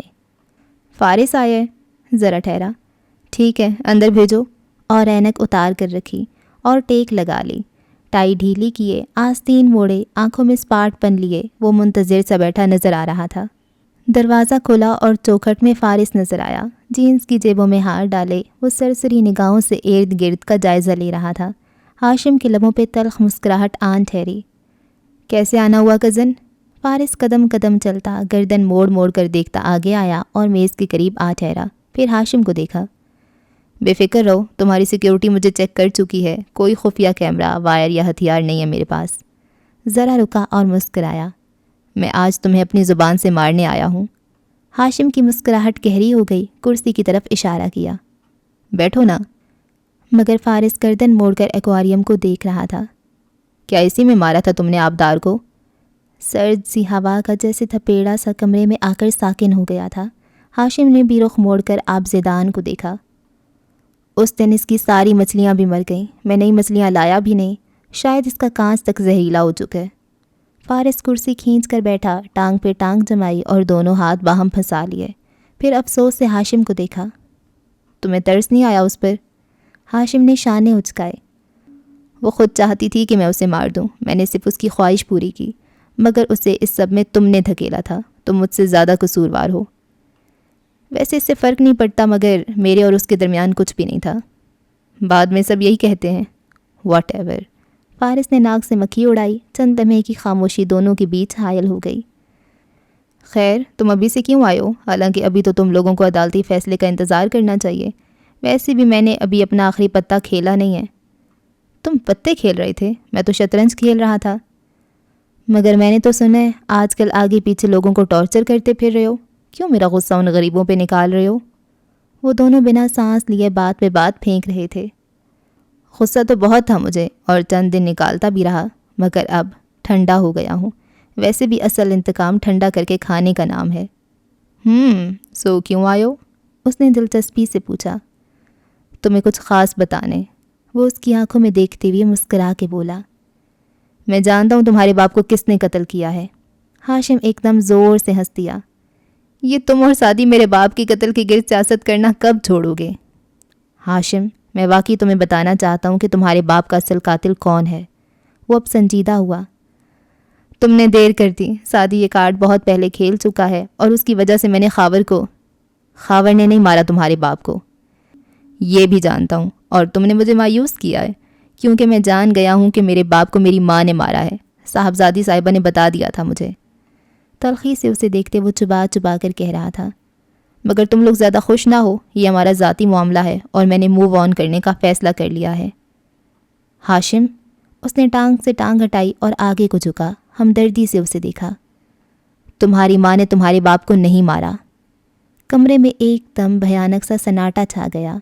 हाशिम का सांस थमा। सादी, साहबजादी साहिबा, अहमद सब गलत थे। जवाहरात ने तुम्हारे बाप को नहीं मारा। ओह प्लीज़।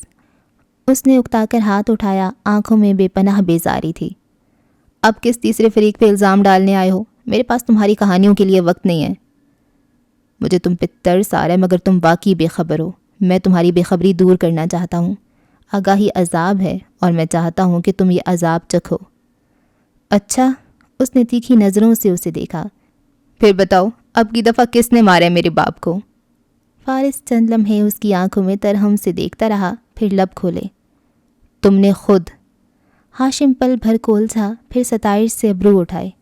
वाओ, इससे अच्छा तरीका नहीं मिला तुम्हें किसी को डिस्टर्ब करने का? फिर अफसोस से सर झटका। वाकई फारिस, मेरे जैसे आदमी को तुम अब आकर ये कहोगे कि मुहावरतन मेरी किसी हरकत का दुख लेकर मेरा बाप मरा, ये वो, ताकि मैं डिप्रेशन में चला जाऊं और ख़ुद को अपने बाप की मौत का जिम्मेदार समझूं? What rubbish. तुमने अपने बाप का कत्ल किया है हाशिम। वो ठहर ठहर कर बोल रहा था। आंखें हाशिम की आंखों पे जमी थीं। तुम हो अपने बाप के असल कातिल। और इस सारी बेतुकी कहानी का क्या मकसद है? मतलब किस तरह मारा मैंने अपने बाप को? हाँ, उससे अब गुस्सा आने लगा था। जैसे मारा जाता है, कत्ल करके। फारिस ने शाने उचकाए। मैं जानता हूँ मेरे बाप को किसने मारा है, मेरी अपनी माँ ने, और इस सारे मामले को मैं खोज रहा हूँ, मगर तुम्हारी सारी बकवास से जवाहरात ने तुम्हारे बाप को नहीं मारा। हाशिम धाड़ से उठा और मेज़ की चीज़ें परे गिराईं। मम्मी ने ही औरंगजेब कारदार को कत्ल किया है, जानता हूँ मैं। मेज़ पे मुठियाँ रखे वो ऊंची आवाज़ में गुर्राया था। रंगत सुर्ख थी और आंखों से शोले निकल रहे थे। वो सुकून से बैठा उसे देखता रहा, फिर आहिस्ता से बोला। हाँ, उन्होंने ही मारा है औरंगजेब कारदार को, मगर ये किसने कहा कि वो तुम्हारा बाप था? और हाशिम कारदार के जिस्म का हर उज़्व सुन्न हो गया। आंखों की पुतलियाँ साकिन हो गईं, हाथ मेज़ पे रखे रखे जम गए, निगाहें उस पे ही पत्थर हो गईं। किसने कहा हाशिम कारदार कि औरंगजेब कारदार तुम्हारा बाप था? फारिस उठ खड़ा हुआ। जवाहरात ने बेशक उसे मारा है, मगर वो तुम्हारा बाप नहीं था। तुम्हारा बाप जवाहरात का कज़न तैयब मुती था। हाशिम के लब फड़फड़ाए, मगर आवाज़ न निकली। उसकी सांस रुक चुकी थी, जिस्म पत्थर था, आंखों में सुर्खी दौड़ रही थी, मगर वो किसी सकते के आलम में फारिस पे जमी थी।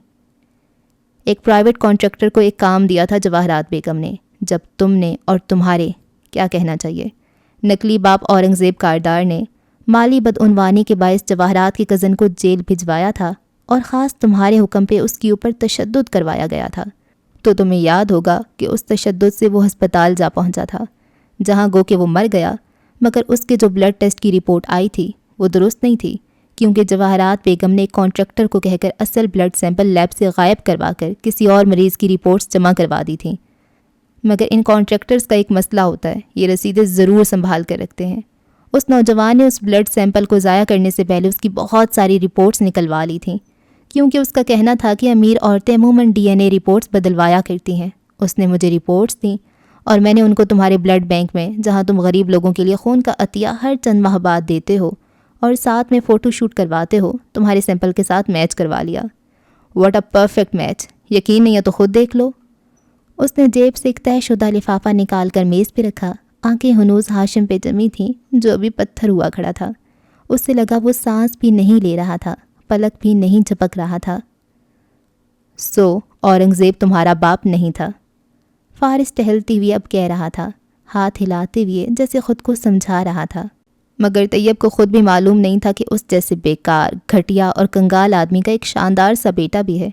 کسی زمانے میں وہ امیر اور خوش شکل تھا، مگر آخری وقت میں تو کافی رزیل سا ہو گیا تھا۔ وہ اب ٹہلتے ٹہلتے ایکواریم کے قریب آ رکا، انگلی اس نے شیشے کی دیوار پہ اس جگہ پھیری جہاں کبھی آبی نے سفید پڑتے ہاتھ رکھے تھے۔ اس لیے وہ آخری وقت تک جواہرات کو بلیک میل کر رہا تھا اور وہ تمہیں روکتی تھی کہ اس کو جیل میں نہ پھینکواؤ، مگر زیادہ کوشش اس نے بھی نہیں کی، کیونکہ وہ اس کا اصل راز نہیں جانتا تھا، نہ ہی اورنگزیب کاردار جانتے تھے۔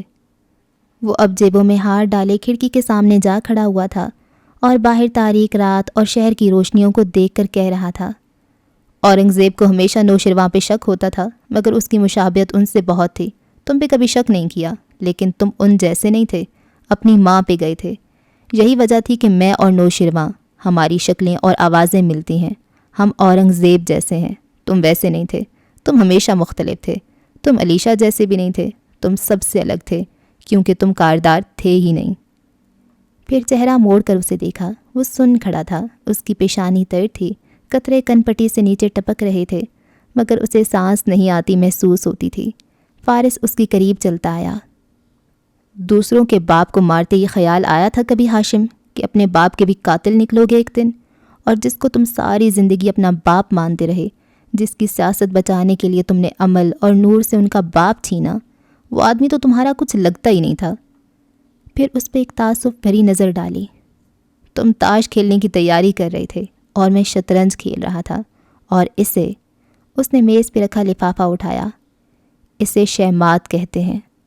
کاغذ زور سے ہاشم کے اوپر دے مارا، وہ اس سے ٹکرا کر نیچے گر گیا، مگر برف اور آگ کے بت میں کوئی جنبش نہیں ہوئی۔ فارس نے سر جھٹکا اور باہر کی طرف پڑ گیا۔ وہ ایسے ہی کھڑا تھا اور اس کا جسم ہولے ہولے کانپ رہا تھا۔ اگلا سفر کیسے تمام ہوا کوئی اندازہ نہ تھا، کتنے دن بیتے، کتنی راتیں کاٹیں، کوئی احساس نہ تھا۔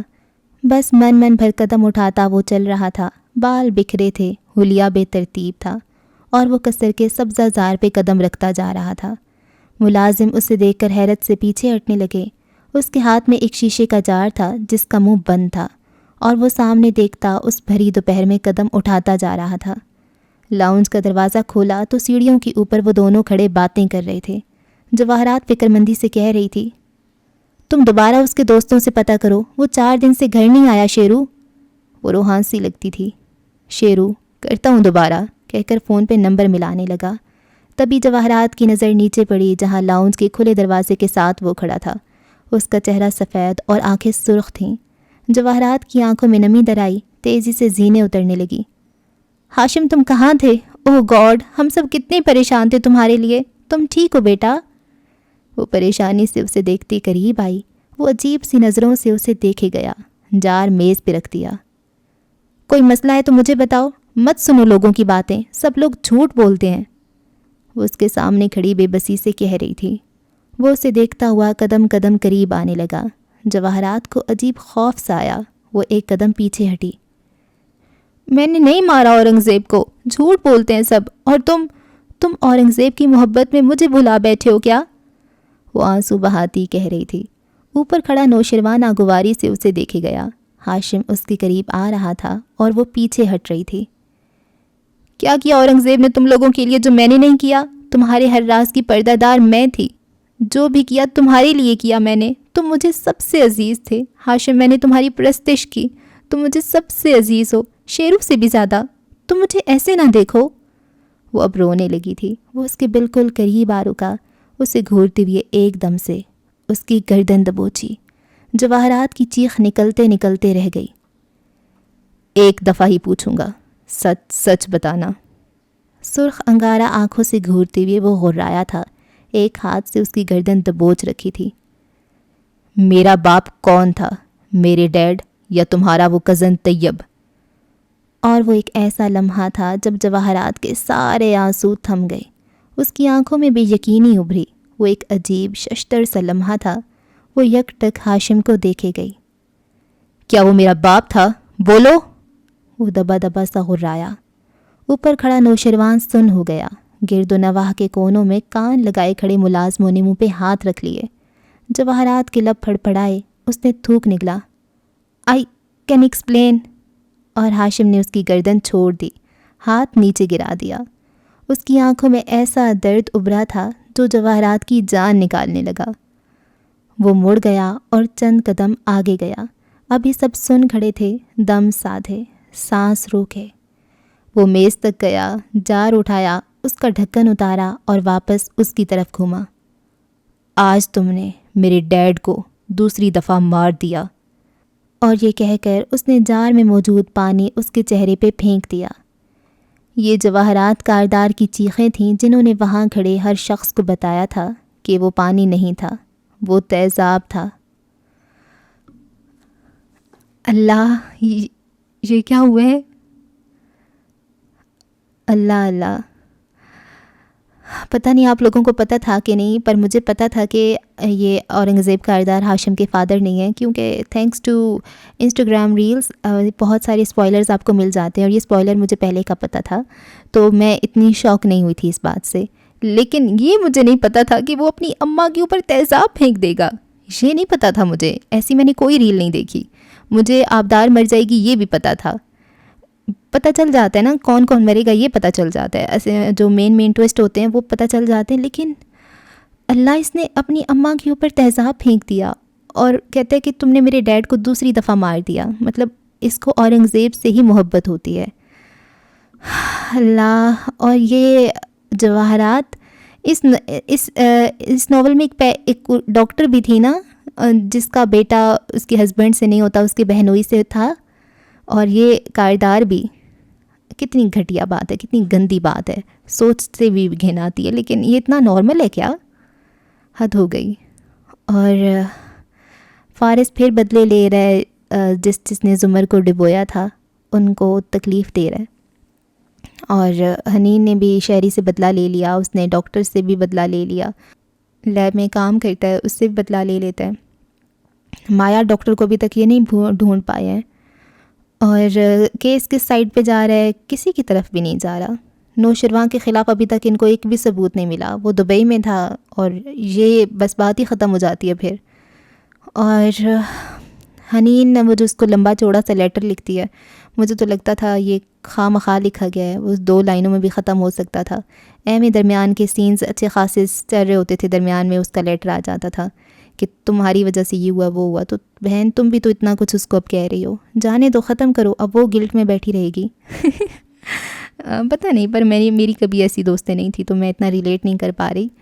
تو آپ کو اپنے دوست سے جب آپ باتوں سے تکلیف مل رہی ہے تو پھر وہ دوست تو نہ ہوا، اس کو آپ فوراً سے سائڈ پر کر دیں، ہے نا؟ رشتہ دار ہوتے ہیں، خیر رشتہ داروں کو تو آپ نہیں چینج کر سکتے۔ کچھ ایسی آنٹیاں ہوتی ہیں جو آ کے فوراً سے آپ کو کامنٹ کرتی ہیں، ہے کلر اتنا خراب ہو گیا، اتنی موٹی ہو گئی ہو، ہے یہ کیا ہو گیا ہے یہ کیا ہو گیا۔ وہ تو نارمل ہے، وہ تو چلتا رہتا ہے، آپ ہر کسی کو گھڑ گھڑ کے جواب نہیں دے سکتے، تو بس ان کو جانے دیں۔ لیکن دوست تو ایسے نہیں کہتے، اگر کہتے ہیں تو بس فوراً سے دوستی ختم کر دیں، اور کیا۔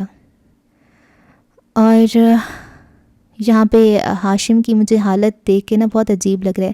4 دنوں کے وہ بعد آتا ہے رب سے حلیے میں، اور وہ تیزاب لے کر آتا ہے اور اپنی اماں کی گردن دبوچ لیتا ہے۔ مطلب اللہ اللہ، استغفر اللہ استغفر اللہ. اور اماں بھی کوئی ایسی ویسی تو اماں نہیں ہوتی نا، عجیب ہوتی ہے. پھر کہتی ہے کہ میں وہ ہوں، میں وہ کیا ہوتی ہے، وہ چیتا. ہاں، مردار اور چیتا والی کہانی سناتی رہتی ہے. صاحبزادی صاحبہ نے بھی کوئی خاص بدلہ تو نہیں لیا، بس اس کے زیورات لے لیے ہیں. اور ایک بات پچھلی ایپیسوڈ میں بھی شاید میں نے نہیں کہی، وہ یہ تھی کہ جو آبدار کے بابا تھے ہارون، انہوں نے کتنے وہ گھٹیا تھے، مطلب آرام سے نا دولت لے کے اور اپنی بیٹی کی موت کا سودا کر لیا کہ اس کو معاف کر دیا. اس کو کبھی بھی اپنی بیٹی سے محبت نہیں تھی. پر ایک بات ہے کہ اگر آپ کو اپنی بیٹی سے، اپنی اولاد سے محبت نہیں ہے تو آپ کو کس سے محبت ہے؟ پھر دولت سے محبت ہے. اتنی زیادہ محبت ہے دولت سے. اور کتنی دولت اکٹھی کرنی ہے اور کس کے لیے کرنی ہے جب آپ کی اولاد ہی نہیں رہے گی؟ تو کب قبر میں لے کر جاؤ گے؟ اور اگر ابھی دیکھا جائے تو اس کے پاس سب کچھ تو ہوتا ہے، اب اور کیا چاہیے ہوتا ہے اس کو؟ بہت گندی یہ تو لالچ ہے، میری سمجھ میں نہیں آتی اتنی زیادہ محبت دولت سے. ٹھیک ہے اگر آپ کے پاس نہیں ہے تو وہ الگ بات ہے، آپ بہت اسٹرگل کرتے ہو، الٹے سیدھے کام بھی کرتے ہو دولت کمانے کے لیے، لیکن کس کے لیے؟ اپنے لیے تو کوئی بھی دولت نہیں لیتا، ہمیشہ اپنی فیملی کے لیے لیتا ہے، اپنے لوڈ ونس کے لیے لیتا ہے. تو خود کے لیے کیا کرنے. اور کیا ہوا ہے، احمر دوبارہ سے کہیں اور جگہ سے ری برن ہوگا، اور ری بورن. ہاں، اور نوشرواں اچھا ایک اٹھاتا ہے کہ پھر احمر کو کیسے پتہ، وہاں پہ تو صرف میں، آپ اور رئیس تھے. خیر جی، اب اس کا نیکسٹ چیپٹر ہے اور یہ اس کا لاسٹ چیپٹر ہے. کیا نام ہے؟ ایدوس مارز، یہ ابھی بیتے نہیں، پتہ نہیں کیا ہے. ہاں، تو اس کا نیکسٹ چیپٹر ہے اور اس کی 3 ہی ایپیسوڈز آئیں گی. اور میں ایک دفعہ پھر آپ کو کہہ دوں، مجھے کہنا تو نہیں چاہیے لیکن پھر بھی کہہ دیتی ہوں. اگر آپ نے ابھی تک چینل کو سبسکرائب نہیں کیا ہوا، مطلب 73 ایپیسوڈز گزر گئی ہیں، آپ سن رہے ہیں اور آپ لگاتار سنے جا رہے ہیں اور سبسکرائب نہیں کیا، لائک سیریسلی یہ مجھے کہنا تو نہیں چاہیے، پھر بھی میں پتہ نہیں کیوں کہہ رہی ہوں. سبسکرائب کر دیں، ٹھیک ہے نا؟ اچھا جی، دعاؤں میں رکھیں یاد. اللہ حافظ.